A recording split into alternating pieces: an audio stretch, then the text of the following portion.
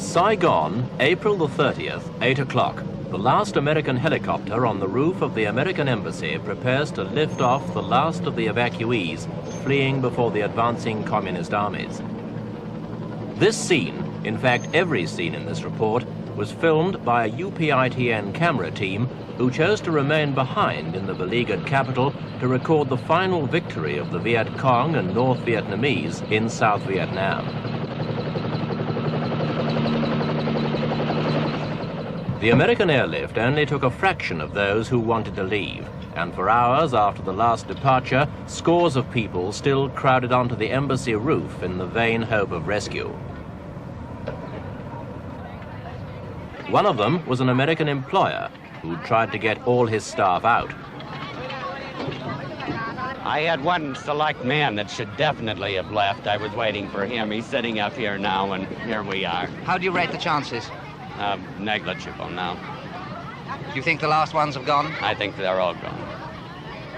I think these people up here are committing suicide staying up here, but what can you do? Those who failed on that last day to get a place on the helicopters and who had reason to fear the communist takeover made for the only route that still offered a chance of escape, the Saigon River. Hundreds scrambled in panic onto any boats they could reach, not caring how they got aboard or what they left behind.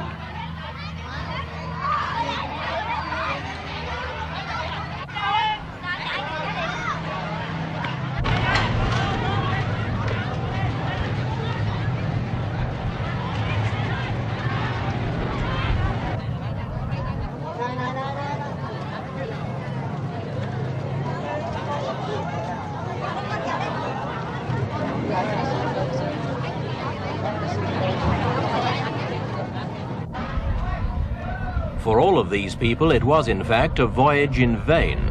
The communists had already captured the port of Vung Tau at the mouth of the river.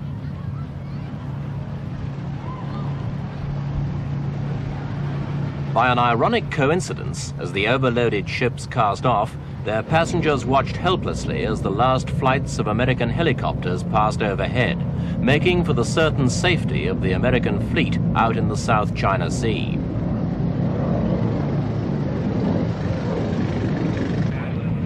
Back in the city, normal patterns of behavior broke down. In a climate of every man for himself, American homes, offices and stores were looted of everything. The American embassy was ransacked in a matter of hours, despite a government warning that looters would be shot on sight. What wasn't worth taking was simply junked on the streets.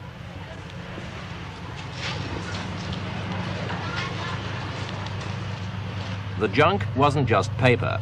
The streets were also littered by small arms and other items of military kit thrown away by South Vietnamese soldiers. The discarded equipment even ran to tanks, some damaged, but some also abandoned intact by their crews as they fled before the communists. The South Vietnamese army began to disintegrate. Even the crack airborne units took off their uniforms and threw away their weapons. From the presidential palace, General Min ordered all troops to cease fighting, a decision that pleased at least one paratrooper we spoke to. I'm very happy that General Min come, see? So I see very happy. I cannot say anything now. You think it's right to stop Yeah, that's fighting? right, yeah. Because the Vietnamese people all the favor more than 25 years now. So now we don't stop fighting, you know. I'm very happy, you know. Very happy for all the kids and me. All the people of the Vietnamese army. What are you going to do yourself now? Right now, if the peace, if I don't have the job, I can take care of one taxis. I can ride around, make the money every day for my wife and my baby. Everybody happy. Don't want to fight anymore. Not everyone saw defeat so optimistically. This officer shot himself in front of the soldiers' monument a couple of hours before the communists entered the city.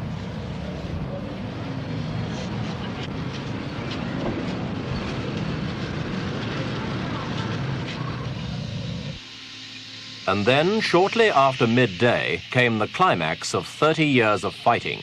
The first North Vietnamese troops entered the city, packed into trucks that flew the red and blue flag of the Communist Provisional Revolutionary Government, the PRG.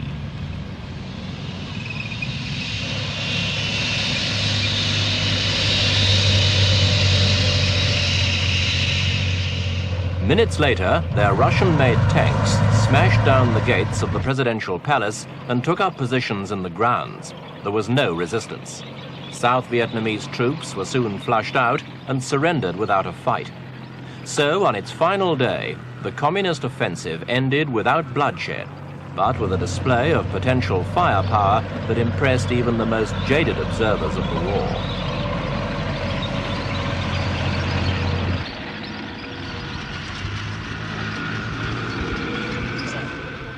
The new masters in Saigon, or Ho Chi Minh City as they called it, were clearly delighted. It had been a very disciplined arrival, the result of careful and detailed planning in which every unit knew precisely where to go and what to do. And it had all gone without a hitch.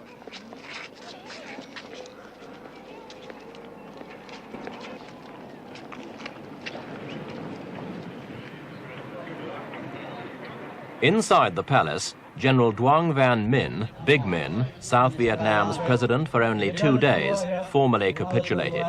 He greeted his communist captors with the words, "You have come, the revolution has come," and then declared he was handing over power to people who deserved it more than he did. He was led away with his government ministers to a waiting jeep, consoled slightly by the knowledge that his surrender broadcast had, at any rate, avoided unnecessary bloodshed.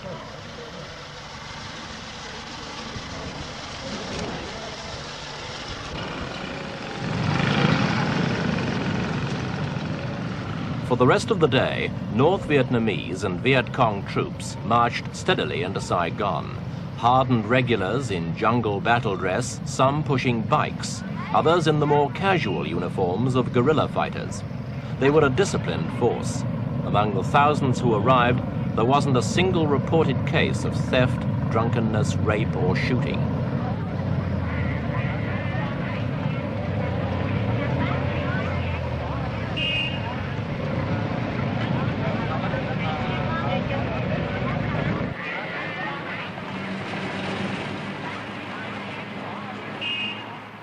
People who hours earlier had feared for their lives now turned out on the streets to cheer and welcome. The sense of relief in Saigon was almost tangible.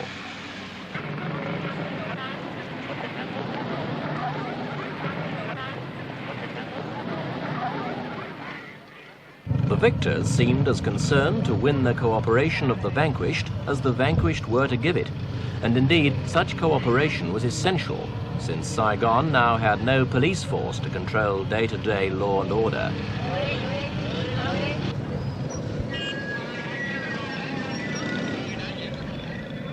The relaxing of tension made for an almost holiday atmosphere as the celebrations of victory got underway.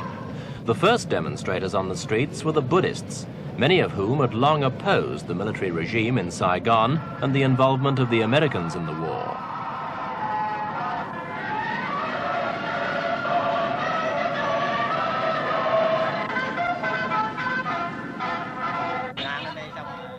Other groups soon followed, and the city returned almost to normal within 48 hours. The new rulers issued warnings that looters would be shot, and the lawlessness of the last days of South Vietnam ceased immediately.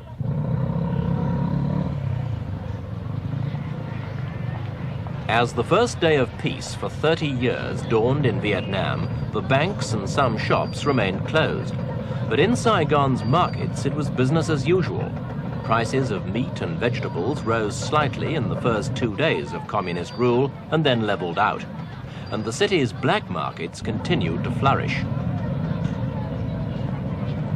There were, of course, some changes. In the main market, traders were quick to peddle a new line in flags.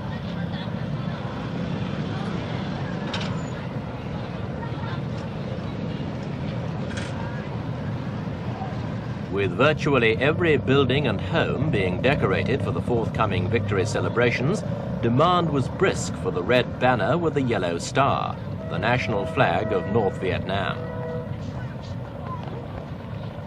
Lapel-sized liberation flags were also a popular choice, along with the ubiquitous posters of the man whose dream was now fulfilled, Ho Chi Minh.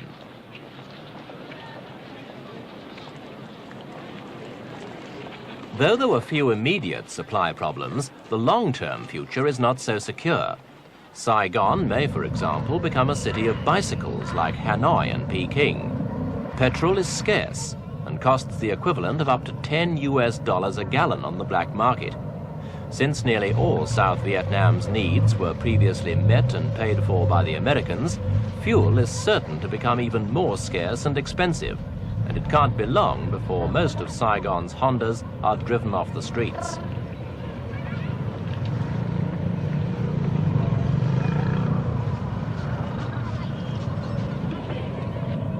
Another event to signal the change of regime, the pulling down of the South Vietnamese Army monument in front of the National Assembly building.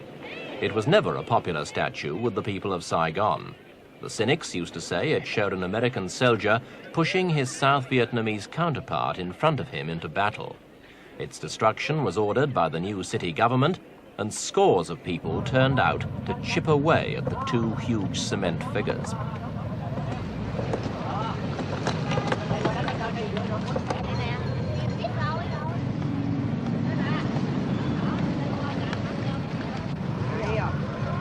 After a couple of hours' frantic work, the monument was toppled amidst great jubilation.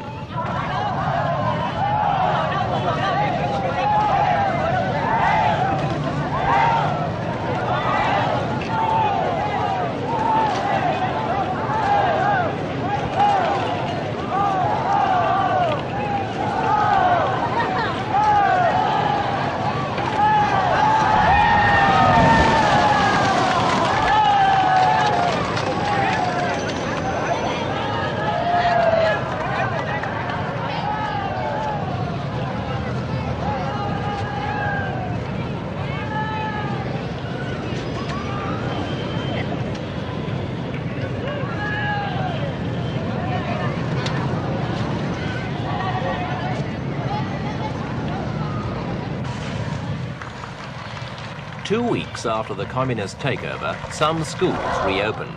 At this one, a black uniformed communist cadre began the first course in what's officially called re-education. Crowded round her were the students who would later reenact the liberation of the South in what's become the traditional communist propaganda play, the Americans and their evil reactionary allies against the People's Revolutionary Forces.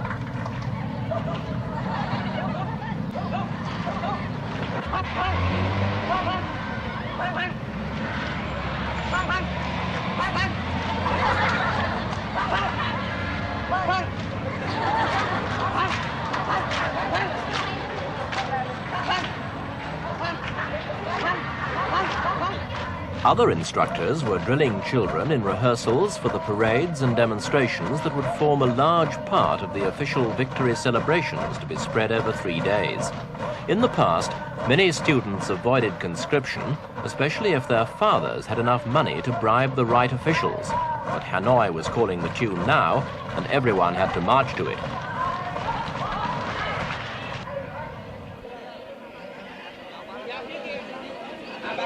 The first appearance of the new authorities came a week after the military takeover. From the balcony of the presidential palace, members of Saigon's Military Management Committee addressed a mass rally of troops assembled to celebrate not only their own recent victory, but also the 21st anniversary of the defeat of the French at Dien Bien Phu. About 30,000 people turned out to watch.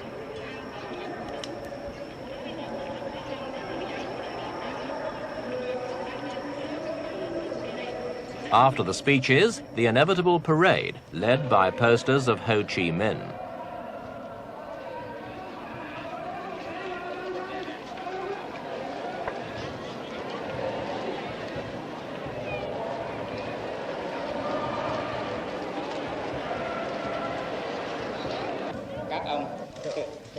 The next day, foreign journalists had the opportunity of getting to know Saigon's new leaders better when the committee's chairman, General Tran Van Tra, held a press conference.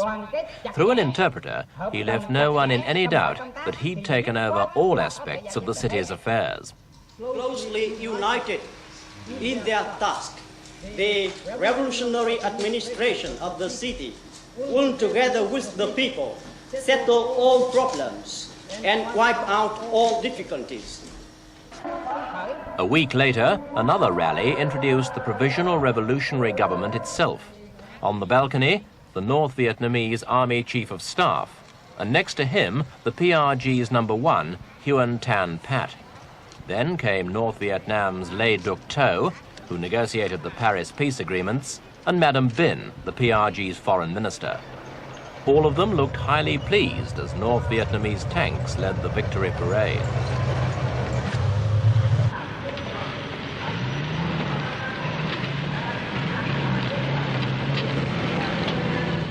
A whole division of troops took part, 10,000 men, but as North Vietnam always maintained it had no troops in the south, every soldier in the parade wore the badge of the PRG.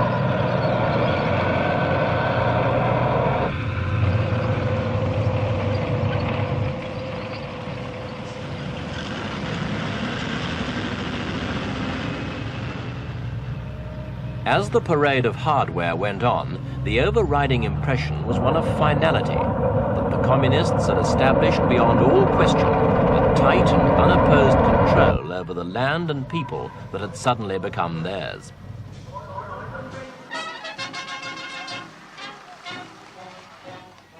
Without the huge American investment that supported its economy, South Vietnam will need the help of all its people to make the inevitable transition to a socialist system. And though the conquerors will brook no political opposition, they will probably hope for genuine cooperation as they move away from the art of war and towards the less spectacular but more complex art of government.